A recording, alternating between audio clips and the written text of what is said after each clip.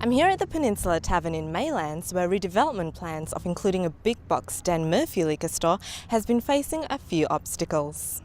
Woolworths' majority-owned ALH Group is planning to include a 1,000 square metre Dan Murphy store as part of their redevelopment plans on Railway Parade.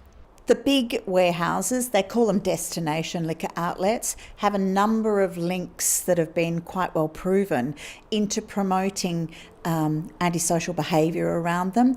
They don't set out to do that, but they sell cheap alcohol, and the whole marketing strategy is based on the premise that if you go there, you can buy a lot of grog really cheaply. Well, from my perspective, it'll be a lot cheaper buying for me personally, buying off them. Yeah, it'll be good because Dan Murphy's very cheap and it's quite good. I use Dan Murphy's. Most of my friends use Dan Murphy's. I think perhaps the view that it's going to bring more trouble to the area is perhaps a little bit over the top. This specific proposal is right on the railway line, and we have been lobbying for a long time to try and better manage the disembarking from the train. Now, that you might think, what's that got to do with drinking liquor? Well, because people who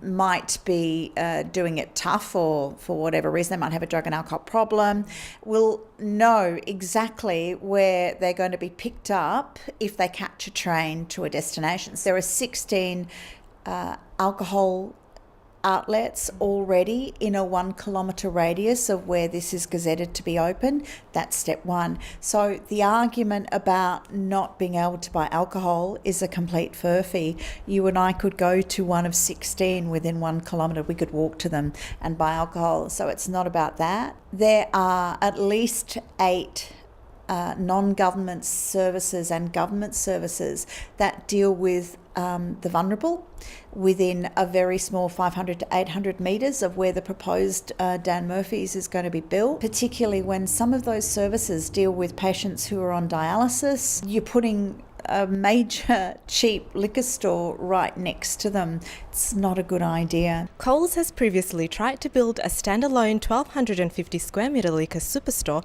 in the nearby area, but faced strong opposition from the community and a Supreme Court loss.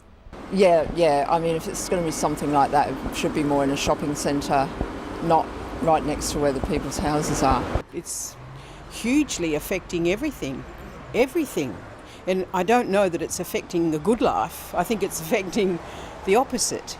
There's more of a West Australian-based evidence that shows that destination liquor outlets are more likely to stimulate overconsumption of alcohol. There are issues around youth consumption of alcohol that it's been linked to as well. We're just this little suburb in the middle of this big retail chains that are fighting each other. I just really think as corporate citizens that Coles and Woolies need to have a look at the business case they're working to. It's wrong. It's just wrong. Both the City of Subiaco and City of Vincent have already implemented restrictions on liquor warehouses in residential areas.